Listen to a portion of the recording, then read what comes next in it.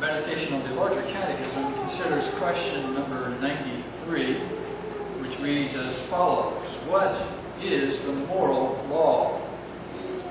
The answer is that the moral law is the declaration of the will of God to mankind, directing and binding everyone to personal, perfect, and perpetual conformity and obedience thereunto, in the frame and disposition of the whole man, soul and body, and in performance of all those duties of holiness and righteousness which he oweth to God and man, promising life upon the fulfilling, and threatening death upon the breach of it.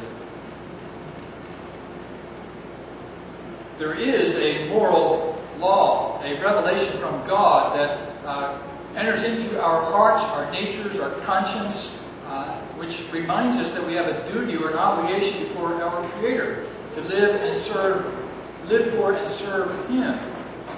It is a law because it has its source in God. God alone can speak with such authority that He binds our response in obedience. We cannot just simply impress upon others our own feelings or thoughts as to what is moral or right or good.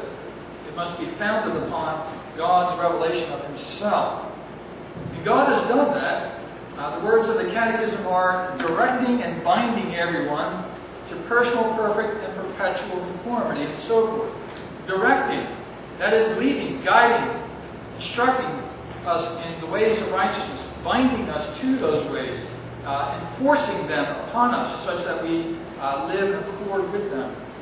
And the obedience that we ought to give to that law is personal, that is from the heart, reflecting one's mind, soul, will, and emotions.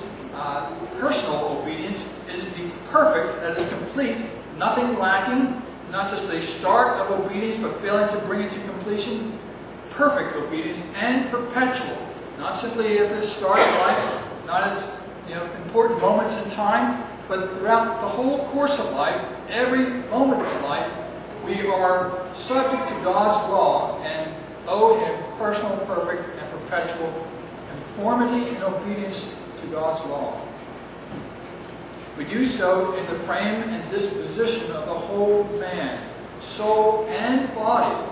So there have been many efforts on the part of some to restrict God's law, mostly to binding our outward behaviors. And so most people have the idea that they are basically good before God because they have not committed the outward acts, breaches of God's law, the extremes of disobedience.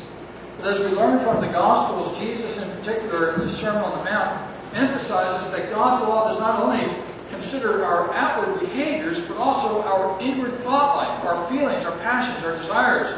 All needs to be brought into conformity with God's law. We are not simply to restrain ourselves from bad behaviors. While that is good, that's not sufficient. There also must be positively the obedience, the outworking of the moral law in life, whereby we perform those duties of holiness and righteousness that we owe to God and man. And so, when the Ten Commandments tell us not to worship God through idols, it's not sufficient simply to not have visual pictures of God before you. You should worship Him in spirit, positively, worshiping Him in accord with His Word. So, positive duty is enforced as well in God's moral law. The obedience of God's law is not simply a rote matter. God does reward obedience. He promises life upon the fulfilling and threatens death upon the breach of it. Who can obey this law? Who can keep it perfectly or adequately? We all fall far short of God's moral standards.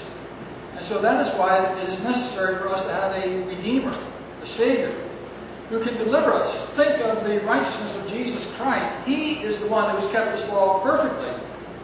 Not only in outward behaviors, but also in his heart, his mind, his soul. He delighted in the law of God. He delighted in the will of God. He obeyed his Father perfectly and completely. even to the very end when he went to the cross to die for us, he was still obeying his Father perfectly. Such is the obedience of Jesus, and it's only that righteousness that we rest upon for righteousness before God. We can never keep this law perfectly ourselves.